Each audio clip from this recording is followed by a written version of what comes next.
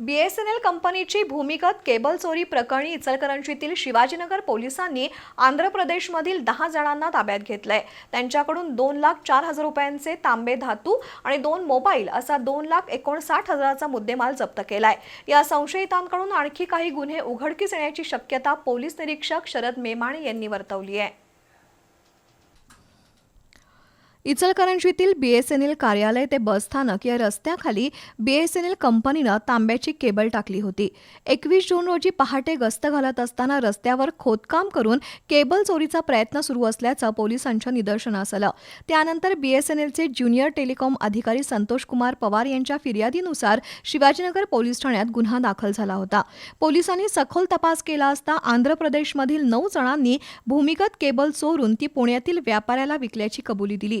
पोलिसांनी सुमारे 2,04,000 रुपयांचं केबलमधील तांबे आणि 2 मोबाईल असा 2,59,000 रुपयांचा मुद्देमाल जप्त केलाय।